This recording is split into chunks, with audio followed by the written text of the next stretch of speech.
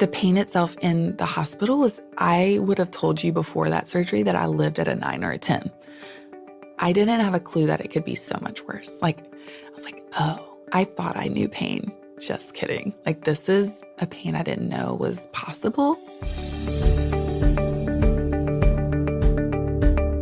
So when I opened the door to welcome today's guest, Ruthie Lindsey, I literally was greeted with a ray of light, a sort of a human, a human bundle of joy and lightness, which is pretty incredible considering that along with all of that joy and radiance and beautiful service and sense of just love, she lives in constant pain, physical pain that is progressively getting worse every year. When she was 16 years old, after living what she would describe as a pretty charmed life, she was in a car accident that left her in a hospital for a month with a rewired upper spine. Everything seemed to be going along fine until about 5-6 years later, when everything fell apart and her world was turned upside down yet again. How she's coped with that, what actually happened, how it sent her into a very dark place for many years, and the decision that she made and the trigger that it would take to have her respond profoundly differently to a pain that, as we sat and had a conversation, still was very much a part of her everyday, every moment experience. It was something that rattled me, that inspired me, that endeared me, and that gave me hope that we can experience pain and suffering, as all of us either have or currently are or at some point will, and still live a deeply connected, meaningful, and potentially even joyful life. So excited to share this conversation with you. I'm Jonathan Fields, and this is Good Life Project. I was a really sweet, good kid. I made friends really easily and things came just pretty naturally. I had a hard time in school, but not socially. I don't know, there's been so much coming out lately about, I've been watching some documentaries with friends and dealing with bullies. And I just watched Dear Evan Hansen and I was weeping, but that was never my experience. I don't have, and people think that I probably would have been because I'm 6 feet tall and I've been this height since I was 13, but I wasn't picked on. And so I never had, things just came really easily. Socially, I made friends really easily. I was just a really good kid and really happy, but also pretty surfacey, and I needed people to like me and I wanted to be liked by everyone. And that kind of drove me. And so I was just a happy little moral kid.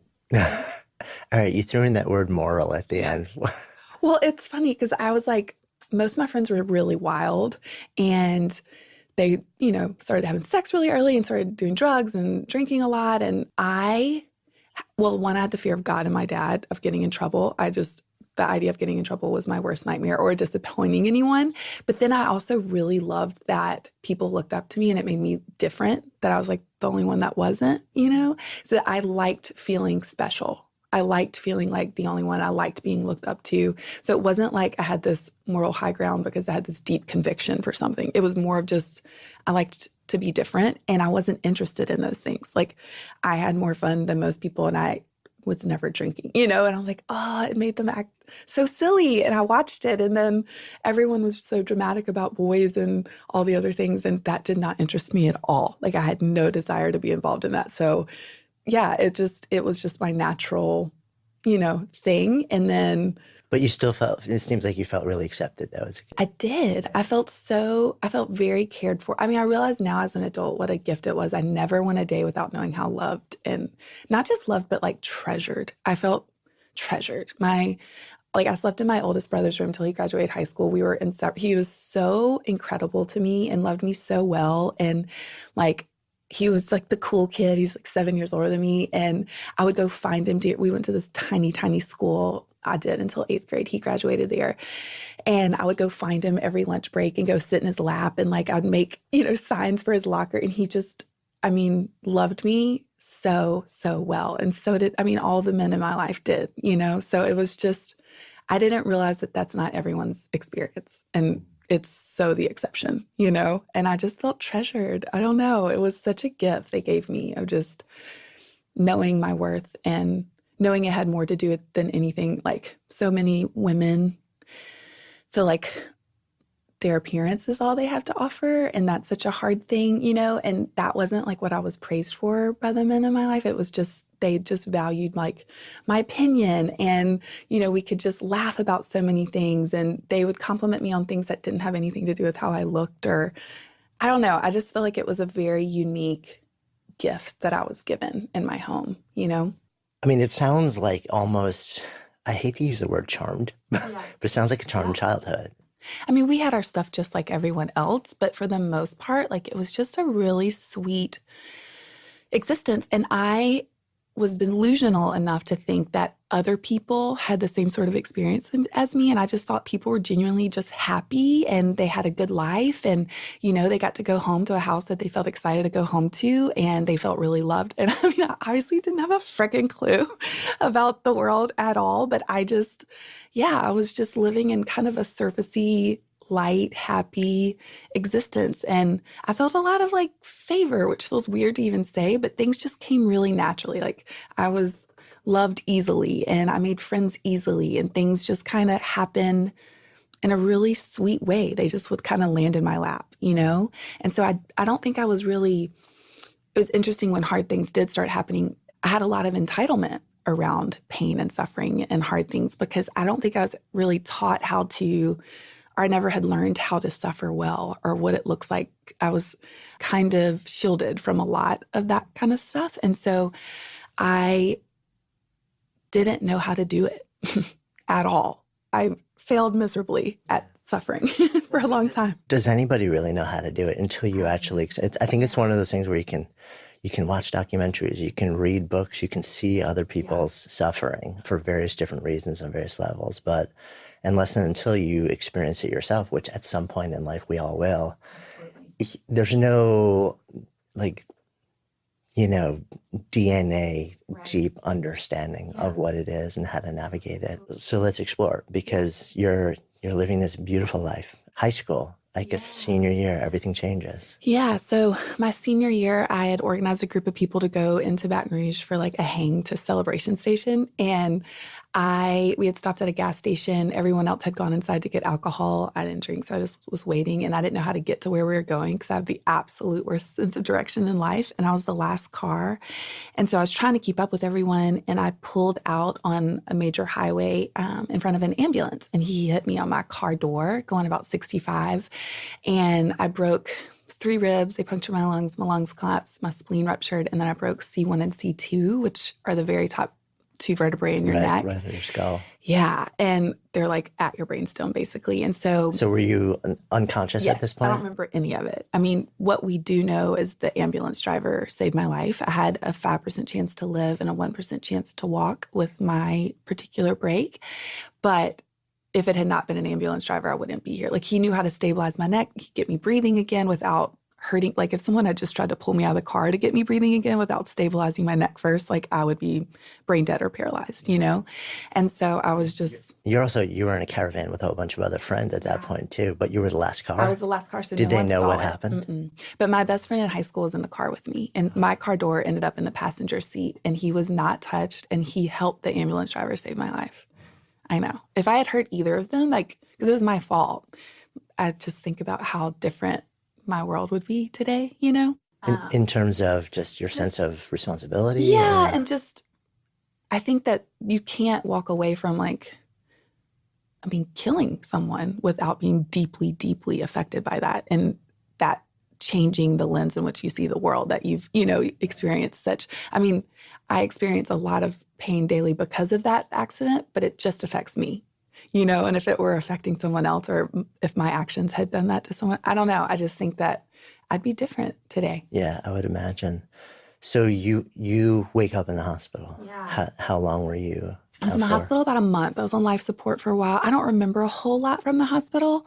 Interesting getting, takes from other people. I think at the time it was way harder for everyone else than it was for me. It was way harder for my family and friends. I was doped up on every drug under the sun and on life support, didn't know what the hell was happening, but they were aware of everything. Have you talked to them? I mean, especially your parents, like about how they experienced that month? Yeah, it was really traumatizing, especially, I mean, my dad could barely spend time there. It just upset him so much to see me suffering. And my mom never left the hospital. She slept with my room with me every night while I was there. Yeah, and then they said, it's interesting because I don't remember any of this, but like my hands were chained down and I was on life support in ICU. And my mom said that like every time, and this was like a subconscious thing, but that every time someone would come in the room and that I was alert enough to realize it, that I would hold my hands up so that I could hold their hands and that I would like smile. It was like I was like trying to host or like greet them and I would smile. You could see me smiling with like my eyes in my mouth, even though I was like on life support. And it's just interesting that like, I don't know, that was just something in me, because I don't remember it. I don't know anything about that time other than I guess, I don't know. I just wanted other people to feel okay in that space. Cause I could tell, like I would wake up there, I remember, and I would see people crying over me. And I'm just like, I didn't understand what was going on, but I don't ever remember waking up feeling like super panicked or scared or I don't know. Do you remember when you first like really woke up from this? I don't have a specific memory. My friend Brian told me that one of the first words he heard me say was when I was in I don't know if it was the MRI or the CAT scan, and I'm a little claustrophobic. And he said that my first words were, "Excuse me, I'm very uncomfortable in here." Where now I'd be like, "Get me the fuck out of here." I was like polite and sweet, which is just so funny. I was a lot sweeter than I think. And I think I'm kinder now, but like I was sweet, it's just funny. I don't know. So you emerged from that. Super lucky. Back then when I did my neck surgery, they took bone out of my hip and fused it with wire. They wrapped it around my neck. And I was so lucky. I was young and I had youth and health and all those things on my side. And so I just kind of went back to life as normal and I didn't have any real residual effects at the time. I wore a neck brace for like 6 months. I graduated high school on time. Actually, the rec, we're about to come up on the anniversary, which was my dad's birthday. And I literally went back to school after Christmas, graduated on time, went to college, had the best time. Like by looking at me, you'd never know. Like all my scars are hidden from clothing and my hair. And if I dance too much, I might get sore, but otherwise, like I didn't have any real effects of it. And so it's like life just went on. Yeah, life went on. And sometimes I would tell the story. It was almost like I was talking about it in third person because it hadn't affected my life really yet, and it was just like a cool story. And I love telling stories. So I could tell it very disconnected from it, like it happened to someone else. And because it, at the time, it didn't change anything in my life. It was just a really interesting story to tell, until I guess, so I got a job in Nashville right out of school and I had the best time. And it was I met all these amazing people. I didn't know anyone when I moved there. And about a year. You got married somewhere in there. Yeah, also, about a year into it, I met my first boyfriend. And my parents were like so stoked because they thought I liked girls. I was like, I wish that he was a boy. They were real excited about it. And we got married like 10 months after we met. We're like guilty Christians feeling shame about sex. And we were just idiots and knew nothing about marriage or what that meant or what that actually looked like. But we were also just really hopeful. And, things had always worked out. So I just assumed life was going to be great. And we bought a house and we were living in the neighborhood I still live in now. And just were like, life's going to be so good. We'll start having kids in a few years. And he is a musician. We went on tour and life was really exciting, because I didn't have a clue about life yet. And then about a year into our marriage, one day I was walking in front of this Starbucks and Smoothie King and I had this shooting pain go up my neck and I didn't know what it was, but it literally dropped me to my knees and I blacked out for a second and then I felt like I was going to vomit.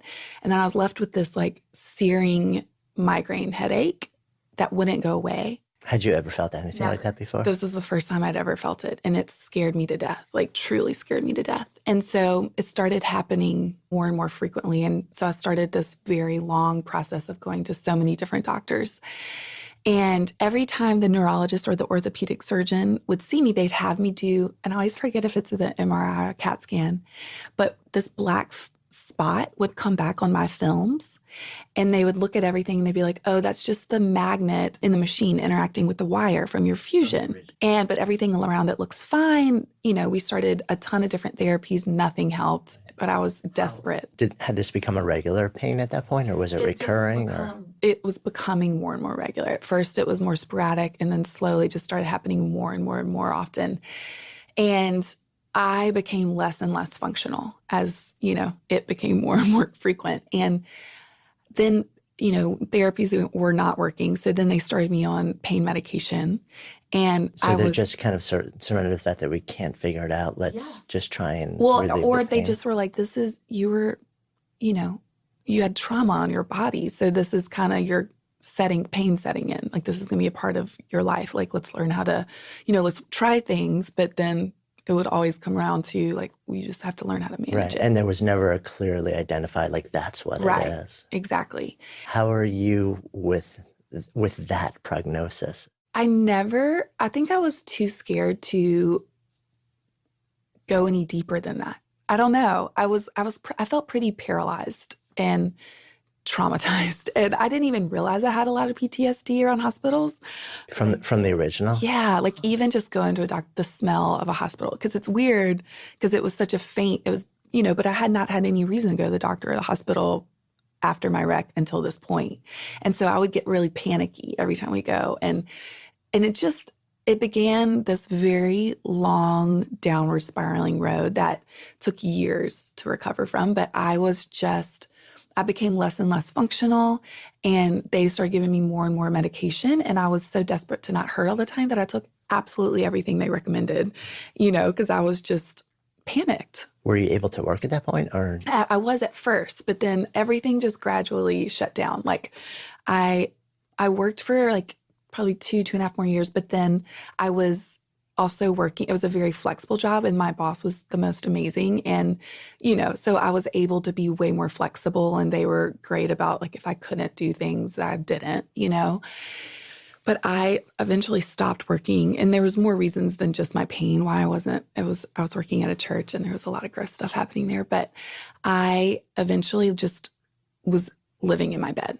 I mean, full time for the most part, like not functional at all. Pain became my defining role. And I've now looking back, it's such an interesting thing to be able to look back, like pain became who I defined myself as, and because we teach people how to see us, that's how everyone else saw me, And so I couldn't see someone without them being like, how are you doing? Are you okay? And in this really probably gross subconscious way, I found a lot of comfort in that sympathy, because it also just kind of justified my lifestyle of being like a terrible wife and a bad friend and not working and, not adding anything. Like people didn't expect anything of me anymore. And also at the same time, it sounds like you're on a lot of pain medication, which also completely alters who you are. Yeah. Because it was so gradual, I didn't realize I was becoming more and more of a shadow of myself. And it's interesting because no one in that time, if they met me, were ever like, she's doped. I never abused it. I wasn't like,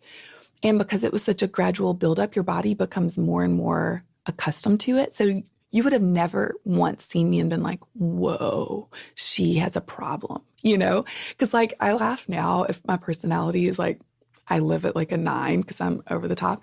Like it probably made me like a 5, which that's normal, So it just kind of numbed my normal, like the light wasn't there anymore, and I wasn't excitable, and I was numb to everything, So I was just like, I was still pleasant. I was never mean. I was never angry. I never got vicious with anyone on these drugs, but I was just a shadow. Good Life Project is supported by HelloFresh, which is a meal kit delivery service that shops and plans and delivers your favorite step-by-step recipes and pre-measured ingredients so you can just cook and eat and enjoy, which are three things I kind of like to do. You choose your delivery day. You can pause your account if you're traveling, and everything comes, it's all pre-measured and labeled, and it just makes it super easy. They have a great selection too. They have 3 plans to choose from: classic, veggie, and family, to really pretty much accommodate everybody. I also really love the fact that they're balanced meals, and it comes out to less than $10 a meal, which is not the easiest thing to find for good food these days. I had the other night the Carolina barbecue chicken, which was super delicious, which is kind of interesting for me because I'm pretty selective when it comes to sort of barbecue flavored things, and I really like the sauce that they put together for this. Anyway, as a Good Life Project listener, you can get $30 off your first week of HelloFresh. Just visit HelloFresh.com and enter the promo code GoodLife30. So that's HelloFresh.com, promo code GoodLife30 for $30 off your first week of HelloFresh. So I love partnering with brands that help make life easier, safer, and more convenient. And Ring is actually a great example of this. They have completely reimagined an age-old technology, the doorbell, by adding in video, audio, and mobile to make things so much better. We've actually got the Ring video doorbell. And what's so cool about it is that when someone rings the front doorbell, you get an instant mobile alert, and then you can see the video on your phone no matter where you are. You can talk to them from your phone, even if you're not home. What's really interesting too, for me, is that even living in an apartment in the city, it's super helpful. So we've learned that you're never really entirely sure who's going to end up at your door. When our daughter is home alone and she does things like order food, we can actually monitor what's happening, and that makes us feel better. And what's also cool is that if you're waiting for a delivery or something and you're out, you'll know when it arrives, and you can even speak to the delivery person if you want and let them know, like where to leave it if there's somewhere specific. And for homeowners, they've got a very cool new offering, the Ring Floodlight Cam, that bundles a motion-controlled floodlight and camera, so you can see exactly what's going on outside your home, even in the dark, even when you're far away, and you can see and speak to anyone you see and even trigger an alarm if you want. This is just a smart reimagining of something we all use every day to help make our lives safer, easier, and just plain better. And as a Good Life Project listener, you can save up to $150 off a Ring security kit when you go to ring.com/goodlife. Ring.com/goodlife. That's ring.com/goodlife. What was your thinking? What was your internal thought process about the pain in your life with the pain, like while you were going through that? It was so dark. It felt so hopeless, and it just became more and more hopeless. There were times where I was totally panicked by it. There were times where I was just completely shut down and numb about it. And then the other time, it was mostly just depressing. Like, felt so depressing. Like, I just remember I would lay there. We put black, garbage bags on the window because I didn't sleep much. I couldn't sleep because I wasn't doing anything. So of course I wasn't sleeping because I was just not tired. I just laid in bed all day. So we put black garbage bags on the window so light wouldn't come in the day. And I would just lay there each day and be like, man, people are out like living their life. I would look on like Facebook and like, I wish I was out playing with my children and not laying here hurting every second of every day and being miserable, and I felt really sorry for myself, and I felt really scared and really hopeless. It sounds like you're super close with your family. Mm-hmm. Were they aware of what was going on during this window, or were you kind of shielding them? They definitely had access, but not the full story. Like, I didn't. Because you had moved away also. Right. Oh, yeah. I lived 10 hours away. And I know they were definitely concerned, for sure concerned. But they didn't know. I kind of felt freedom, like when my husband would tour, because then I wouldn't feel guilty about staying in my bed, So I think pain can make you check out, isolate, withdraw. So I had just done that, but could keep up. Like, I could show up somewhere and do what I needed to do and then leave and go get straight back in my bed. And no one knew to the extent of how much time I was living in my bed, So they were concerned, though, for sure. Yeah, it sounds like in addition to the pain and to the whatever effects the drugs had, that you were, a lot of the symptoms you're talking about also would really be consistent with like a deep depression, clinical depression. Oh, yeah. I definitely had situational, depression. I was on depression medication and I was on literally a bag filled with drugs. I was on everything that they ever, ever, ever recommended. And I was desperate to the max. And so I never questioned any of it. And I never questioned to see what was under that black spot. I think I was pretty paralyzed in most ways, and that whole thing just kept getting worse and worse. And that went on for 4.5 years or so. This just trajectory of living in my bed more and more and more and becoming less and less functional and going darker and darker in my depression and pain getting worse and worse. And finally, my mother-in-law at the time was like, I can't, I know it's really expensive to go see these doctors. I know you've seen a ton. I know they've all said the same thing, but it can't hurt to see one more and I'll pay for it. So I was in my head, I'm like, bless her heart. They're going to say the same thing, but she's so sweet. So sure, And so I went to this one more doctor and brought all these films. And he was like, I can't tell you what's going on until I see what's under that black spot.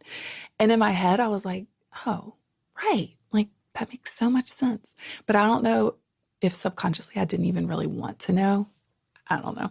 But basically I got this phone call, he had me do a $50 x-ray and I got this And that had never been done before? No, never done. And basically this stoic sounding, very monotone man leaves me the most frantic sounding voicemail and wanted me to come right back to the doctor's office. And basically what we found out is one of the wires from my spinal cord fusion had broken and pierced into my brainstem. And he was like, basically no one had ever seen that before or heard of that. They're like, you should be paralyzed already. If you don't get it out, you will be. But surgery itself was incredibly high risk of paralysis. And I was terrified, mortified, terrified, just horrified. I wanted to just crawl in a ball in the fetal position and go away because it just scared me. I was paralyzed. Right. So it's sort of here are your options. Pick the least worst of them. Yeah. You have to have this surgery because if you don't, you'll be paralyzed. But you might not come out of it walking. And no one had ever done the surgery. So it's not like you can go off experience with a doctor that knows what's happening because no one's ever seen this before, And so then it was just this crazy season of life. I went home, I was scared to death. And a few weeks later, my dad, who we call Papa, he had told my mom and my godfather he was going to come see me and tell me that he would sell our farm so I could have this surgery because insurance, it was a pre-existing injury and they would not cover it. So that was added to, so for you, you're okay, so you're paralyzed without it. You may be paralyzed with it. Right. And even if you can have it, I'm guessing it's extremely expensive and you have no insurance to cover it. Right. And so, and just my pain in general up to that point had cost us money we didn't have, so that financial stress had been huge throughout our whole marriage. And so my dad, on his way the night before he was coming to see me, actually had this freak accident and ended up falling down a flight of stairs. And he ended up passing up brain damage. And they brought him because he was on his way to Nashville. And so they ended up bringing him to Vanderbilt. And we knew that he wasn't going to make it, but we kept him on life support overnight so that my brothers and my mom could get there with me to take him off. And it was such a massive loss, not just for my family, but just for our community as a whole. He was one of the most special, every time when he'd leave my brothers in my presence when we were kids, he'd say, I love you so much. Remember your manners and always look out for the little guy. And that's what he did. He wanted us to love people that others might miss, and love them and enter in. And so in the midst of this awful, massive nightmare of a season and just traumatic, awful loss, my godfather ended up setting up this medical fund in my dad's honor for me to be able to have this surgery because he knew that was his last, that's what he was coming to tell me. And the most beautiful thing happened. People started sending me checks with notes and being like, your dad bought my prom dress. Your dad sent me on my senior trip. Your dad paid my rent. Your dad sent me to school. Your dad fixed my, just on and on and on. And we always like had kids living with us. So I saw his generosity all the time, but just, it was the sweetest, most beautiful picture of who he was, and it was crazy because like he still ended up taking care of me. And because of the way he had loved people, I was able to have this surgery, but it was just in the midst. I remember I would like lay in my bed at night. I couldn't sleep and I would just pinch myself until I'd draw blood, literally. And I was just like, I am in a nightmare. Like, this cannot be real, like I'm going to wake up because this can't be real. And I just couldn't imagine a world that my dad didn't exist in, And you hear people talk about this, like when life gets back to normal, but I just would look at people like I'd sit at a restaurant or something, and I would look at people just going about their lives. And I wanted to like scream at the top of my lungs and be like, don't you know that the world just changed so drastically? Like the brightest, most special man isn't here anymore and you're going about your life. Like it was just, my life changed so drastically, but life goes on, and it was hard to imagine life going on. I couldn't imagine it. I wanted to crawl in a ball and just it be over, It was just a dark season. And I guess the one positive thing about having like a freak medical condition is doctors are like chomping at the bit to work on you because they like get off on that shit. And so I was like pursued, a lot of doctors wanted to do this surgery. And I ended up choosing the Mayo Clinic, and this like top neurologist, top orthopedic surgeon ended up doing it together. And it was like a 12-hour surgery. And they ended up taking the wire out and then taking bone from my other hip and then fusing it with titanium screws. And like, they hoped going into it that it would help with my pain, but they were like, if we don't do the surgery, you won't be walking. So that's the goal, for you to be walking. But there was no guarantee that the pain would go away. And so what was so interesting, the pain itself in the hospital was, I would have told you before that surgery that I lived at a 9 or a 10. I didn't have a clue that it could be so much worse. Like, I was like, oh, I thought I knew pain. Just kidding. Like, this is a pain I didn't know was possible. It was just intense on a level I didn't know I was capable of feeling. And I just wanted my dad. But I came out screaming, like with nothing coming out, because when you're on life support and they take the chest tube out, you can't speak. And so I was like busting blood vessels in my eyes from screaming with no sound coming out, and just like clawing. It was so scary and so awful. But I remember instantly like feeling my legs and I could feel them, so I was so thankful, but I was also traumatized by the amount of pain I was in.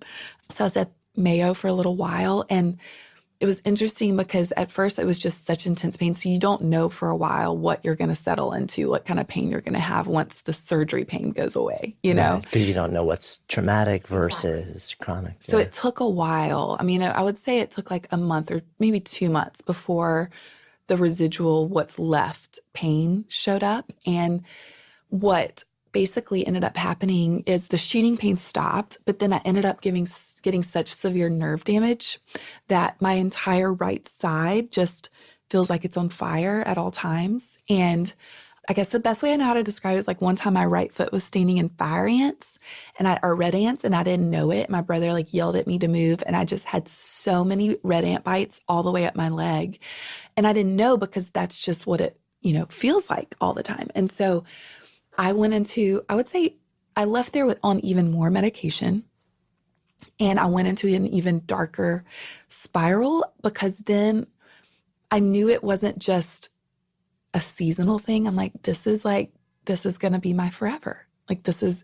And that felt so hopeless and so depressing to me. And I went straight back to living in my bed and being a total nightmare, like not functional at all and being consumed with pain, and it just kind of went darker and darker and got darker and darker and darker. And I could tell my husband was checking out, and he ended up, he was on tour most of the time, and I became less and less functional. And I ended up catching this crazy bacterial infection actually while I was in surgery for endometriosis. I had a small surgery for that. And I got so sick.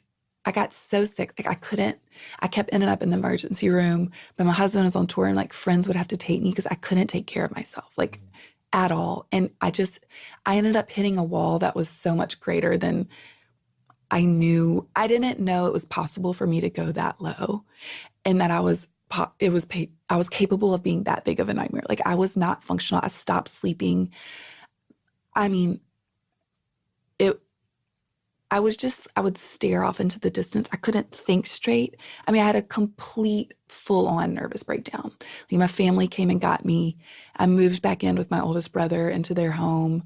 It was the darkest, scariest, most traumatic time of my life. And I would just lay there having panic attacks all night long. And the thought of like not being on the earth anymore was like, that sounded like such a relief.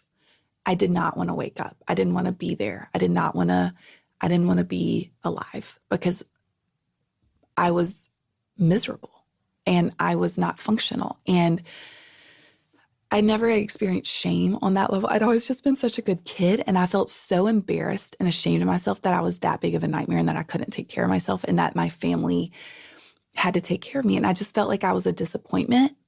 And I literally went down a spiraling darkness that I didn't know I was even capable of. And my family was terrified also.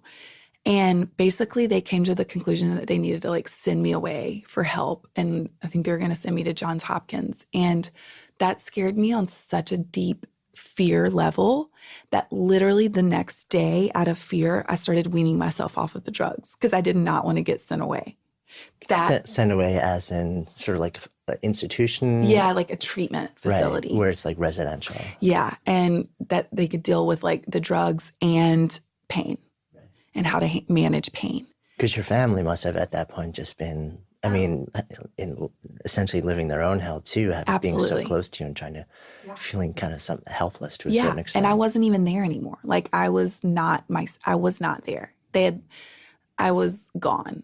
And that idea of being shipped away, like literally scared me and terrified me into a panic so deeply that I was like, they are not sending me away.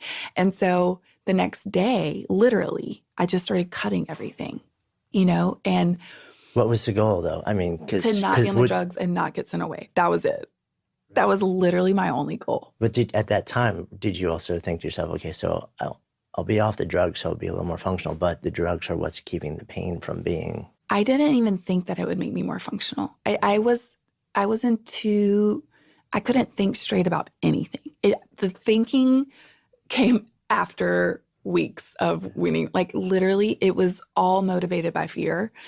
And it was the best decision I ever made in my life. It was like this is one single thing that I can do to reclaim some, the smallest sense of agency or control. Yes. And exactly. And that decision, I mean, it ended up taking me 4 months to wean myself off of everything. But within, I would say, a month, my mind started feeling like me again that I didn't realize was gone. Did your family know that you were doing this? Yes. And was that what stopped them from? Yeah. Mm-hmm. And there was movement. Up to that point, there was no movement. I was just paralyzed by pain and fear and darkness and panic attacks, and so there needed to be some sort of movement one way or the other. And so this was like a movement in the right direction. So they let me stay there, And so I would say about a month in or a few weeks in, I made a list that I would scratch off of like, I had to truly had to relearn how to live. It was like at 8 a.m., you get up and you put your feet on the ground and you make the bed and you're not allowed to get in it again until it's dark outside. And then I would write down it was just like such basic stuff. Like at 8:15, you take a bath and brush your teeth. And I would scratch it off and feel like I'd done something productive that day, And I had to do that throughout the day. And I would scratch the most, literally eat a cereal bar, scratch it off. It was like basic things. And then eventually I made this other list. And I remember writing down, I had to make myself remember things that I had loved to do before I had pain. Because at the time, I didn't care about anything. I literally cared about nothing. I remember I would look at my nieces and nephews who I love on a level I cannot even describe, and I couldn't feel love for them. I just felt numb and black inside. And so at the time, I started writing these things down that I knew that I loved. And I would make myself every day do one thing on that list. It was so basic. Like, you love flowers. So I would make myself go pick flowers. You love sunsets. And I didn't give a shit about sunsets at that time. I would go sit and I'm like, you love this. This is pretty. And I would say out loud the things that I know to be true, but didn't feel. And what was so beautiful, I remember all of a sudden, it became this great lesson for me that I didn't even know I was doing at the time, that I think so often in life, we think that the emotion has to be there first before the action. But what I realized in that time is I was always waiting for my pain to be better before I would start living again.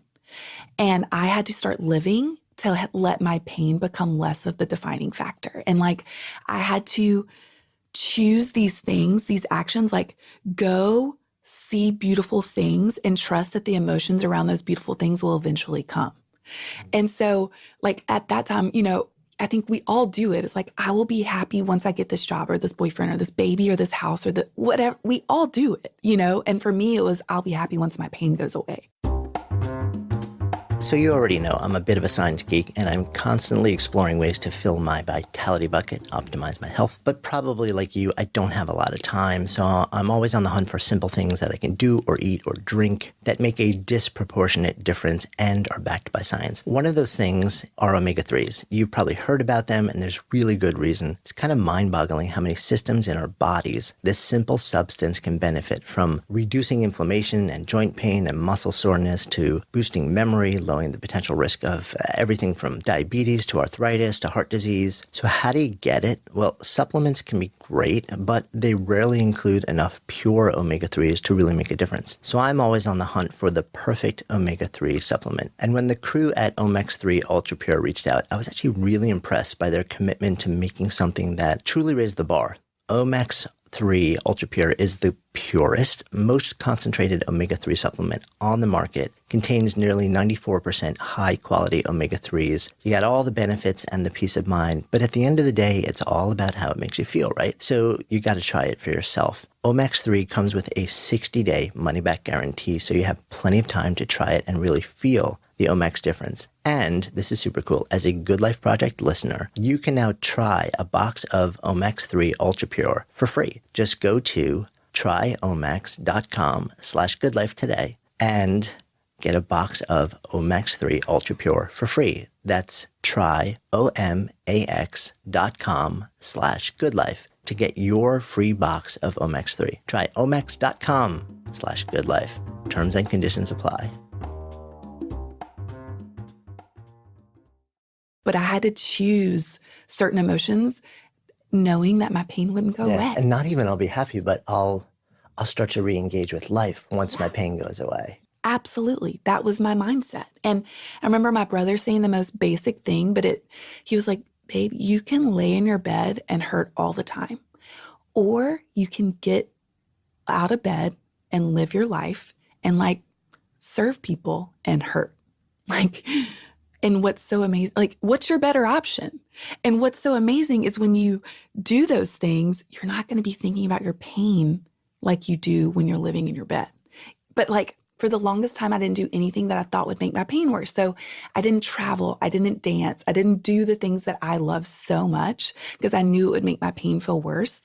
But what I know now is when I lived in my bed, that's all I thought about was my pain. That's it. It consumed every thought in my mind. And now, sitting with you right now, I'm not thinking about my ever-present pain, because I can focus on things that are life-giving. And then it's there. It doesn't go away, but I'm able to like push it back enough to be engaged. Whereas if I'd stayed on my heating pad this morning, which all parts of me wants to pretty much every morning when I get up, because it's really hard to get up, like, and I make myself go in the day so that it comes at a really big cost, so I don't sleep much. But when I show up and I like actually live life, it fills me on a level that I can't even it gives me life, And so I started seeing glimmers of that. Like I remember having this image of myself getting glasses for the first time in second grade and walking outside and being like, Mom, look at the sky, freaking the fook out. And all of a sudden, probably like a month or two into weaning myself off drugs, that's what started happening. Like I started feeling that awe again when I was showing up to life. Like all of a sudden I had this new lens in my eyes to actually see life. And I remember hearing this quote at that time that changed me. And it's this Khalil Gibran, I probably said that wrong, quote, that the deeper sorrow carves into your being, the more joy you can contain. And I remember reading that and I literally just got the chills saying it again. Like I will get to experience joy on such a deep level because of the level of pain that I know. And that became a truth that when I heard that, I knew it was true. But I also knew something deep in me also knew that it became my choice. Because like, I think with pain, you can choose one or two routes. Like I had lived on this one lane for, at that point, almost 7 years of being completely defined by pain, by becoming a complete victim of it. I was it made me harder, and it made me a pessimist, and it made me feel so sorry for myself and just a full victim. To what this pain can do, like all of a sudden, when I started choosing life and choosing joy and choosing to celebrate the beautiful things around me, it became this both and, because I realized I had numbed myself for so long with all the drugs that I'd also numbed every good thing. But when I actually had to feel my pain to the depth that it was and the loss of my dad, I'd been numb really even to that loss too, So when I completely felt it, but it was staying present and choosing life in the midst of it, all of a sudden everything was so much prettier. Like the sky felt so much more beautiful. My friends meant so much more to me. My family was like, it was just this beautiful both and, I was holding the depth of my pain and the depth of the goodness in my life in both hands at all times. And that became my like driving force. I was like, I also decided something in me was like, my job is going to be to seek out beauty and goodness in everything I possibly can. And not only to see it, but to share it. And I don't know, maybe someone had taught me that way before, or I don't know where that necessarily came from, but it was just in me. And I knew that I had to do it to be functional.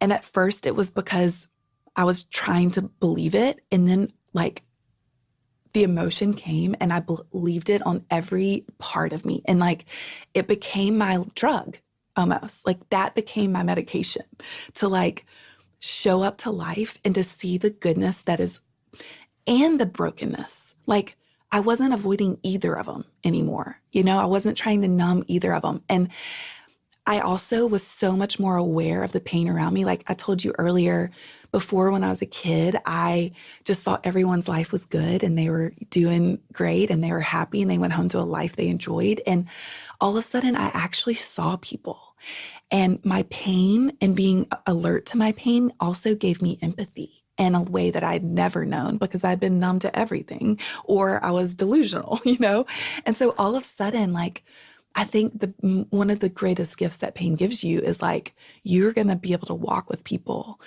on a level that you could, like now I can walk with people who are dealing with, loss of a parent, or emotional, physical, spiritual pain, or, what ended up happening, like for me, like divorce. I know that pain. My marriage came to an end and it felt like a death and it was heartbreaking. And it happened about 6 weeks after I weaned myself off of all the medication. And thank God I was off all the medication because everything in me wanted to shut down again and isolate and check out. And I was like, no, like you have to get up and you have to choose life. And I had to go through the motions that I did, 5 months before that. Once again, like scratch off 8 a.m., and get out of bed, make the bed. And this cool thing happened in that time because I was lucky enough to be in Nashville and surrounded by a community that believed in me before I did. And they'd seen my homes that I had decorated and told me I was creative and told me I was good at it. And I didn't know what the hell I was doing, but I had no money and no way to support myself. And I was scared to death and I didn't have the luxury of fear. And so I'm like, other people told me I was good at decorating. So I guess I'll tell people I'm a decorator, even though I don't know what the hell I'm doing. I'm a fraud, and my brother paid for me to get a website built. And I used only photos from my homes because that's all I'd ever done. And I started saying yes to things and I started an Instagram account. And I started just posting the things that I was doing, that list of things that I'd love to do before I had pain. I started doing those things and posting about it. And I was I would gather flowers and give them away and I would host people because I love hosting. I love bringing people together. And people started eventually asking me to help them with their things, and I don't know if it's because they liked what they saw or they felt sorry for me or they thought that's what I already did for a living. I don't know, but I just had to say yes, and it was really interesting because probably 8 months into that, I started having people that didn't know me following me on Instagram. And all of a sudden I started getting those messages that you were talking about earlier, like, your life looks so perfect. And this is so beautiful. I wish I got to do that. Right, And because all they're seeing is the beautiful hosting and the design. And they're like, oh my gosh, I wish I were you. Exactly. And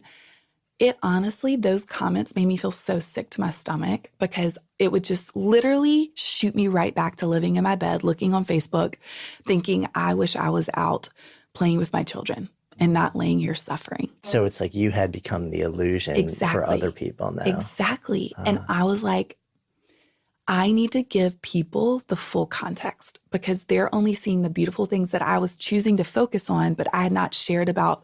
I was going through a divorce. I miss my dad every day. I live in constant chronic pain that has gotten worse every year since I can remember it.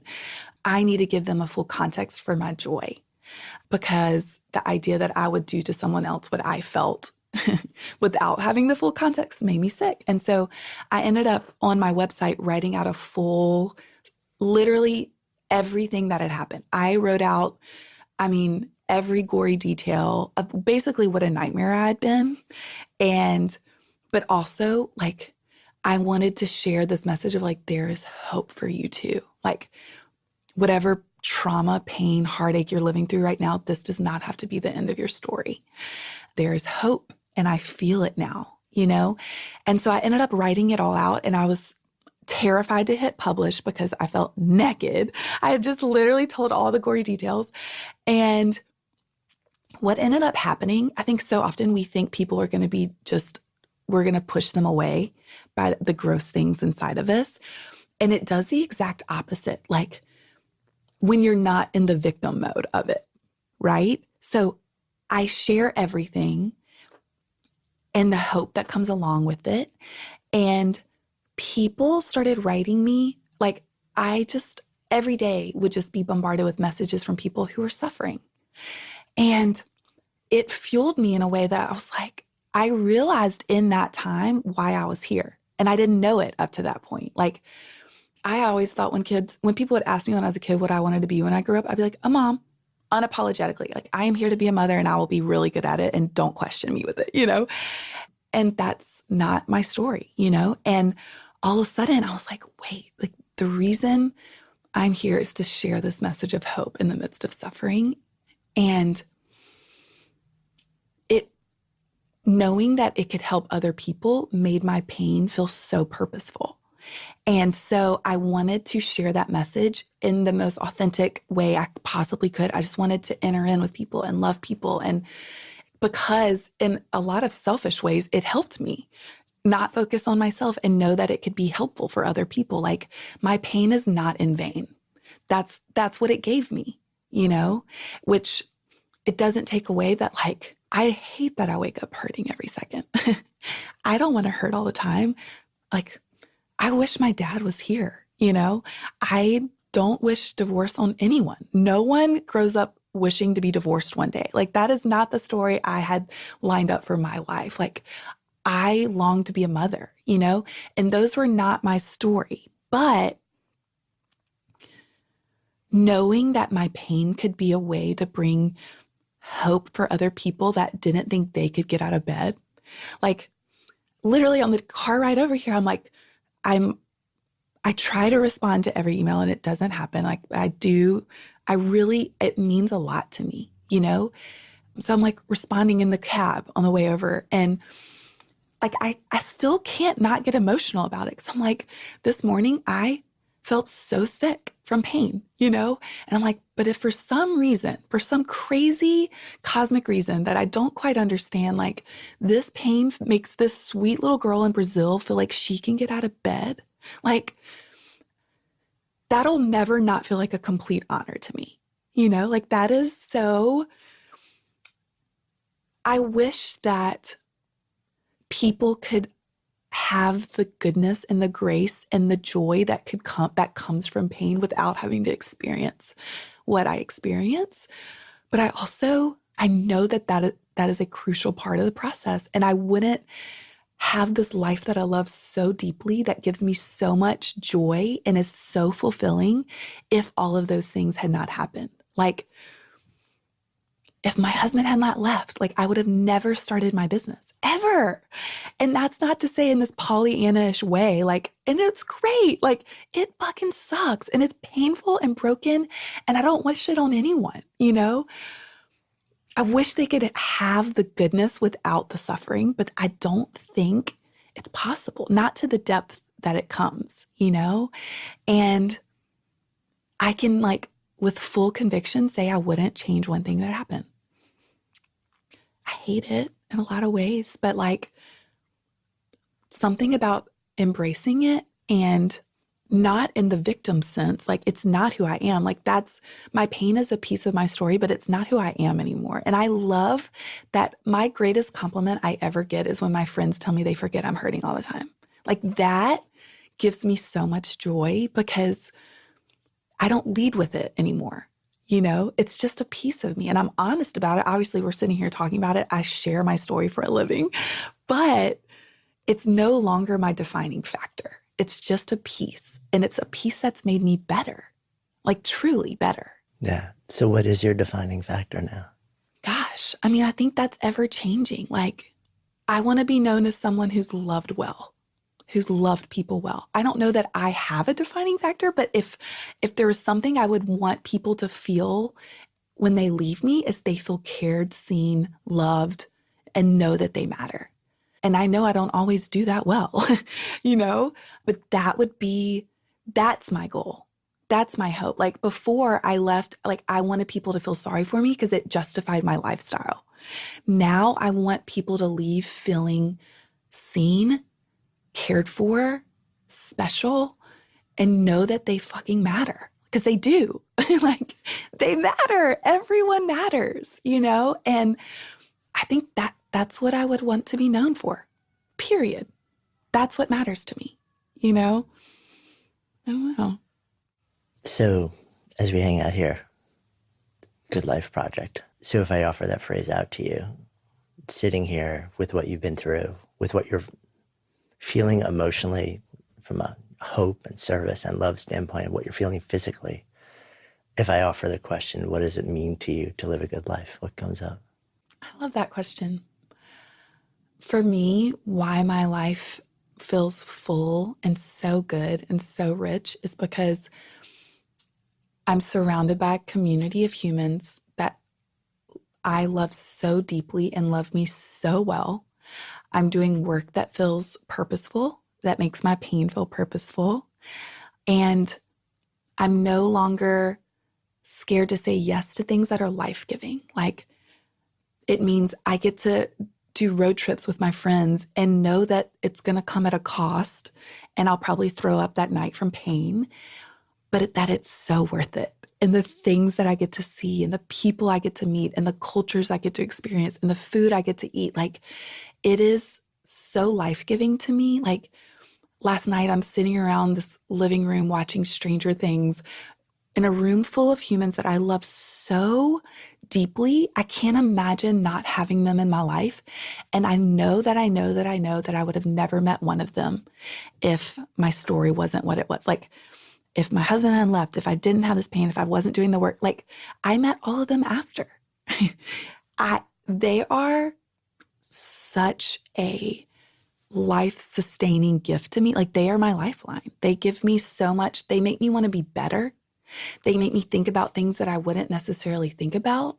They make me want to stand up for things that I would have been scared to talk out about. Like they make me better and they make my life good. Like, and also I want to be my best version that I can add the goodness back to them too. You know, it's like we have this mutual exchange that's so beautiful and so rich. Like I can't express to you, I mean, there's still a lot of loss and pain and suffering in my life, you know, but it's so good. It is so sweet. Like I don't wish to have anyone else's life. I love my life so much, even the hard stuff, because it makes the good stuff so much better. Like there's this part of me that I know. Last year, Jed and I did this trip to Vermont, and one morning I saw that one of the longest zip lines, like literally in the world, is in Stowe, Vermont. And I was like, dear God, we have to do this. So we bundle up, we leave the crew. He comes with me and it's freezing. And I knew that it would be physically, like it's physically taxing to do this. Like you have to hold your weight up and it's whatever. I knew that probably the next day I wouldn't be able to walk. But there's something in me that I think is such a gift that I was given because of this pain, where because my pain is worse each year, that I don't know what it's going to look like 5 years from now. I don't know that I'm going to be able to do a lot of the things that I do right now. And if things keep going the way they are, there's a good chance I won't. Not in this pessimistic way, but just realistically, there's a good chance I won't. And so in the sweetest way, it makes me appreciate all of those things so much more on such a deep level. And they feel like such a gift because I just don't know, you know, that I'll ever be able to do these things again. And so it makes me want to freaking suck the marrow out of like every experience and appreciate it and enjoy it and live it like despite my pain. And not only despite it, but because of it, you know, it makes it that much better, richer, more full and more exciting and more joyful. Like this pain has made, I truly believe it's made me so much better. So much better. And it's made my life so good. And I wouldn't change it. Thank you. Yeah. Thank you. Thanks so much for listening, and thanks to our fantastic sponsors. If you love this show, please support them. They help make the podcast possible. Check out the links in today's show notes. And don't forget, by the way, to grab your spot at this year's Camp GLP. It's an amazing way to step out of your life every day, out of the frenzy, and just spend time reconnecting with who you really are, meeting amazing new friends, and learning a ton along the way. And if you've been waiting, be sure to register now to lock in your $200 super early bird discount. Learn more at goodlifeproject.com/camp. See you next week.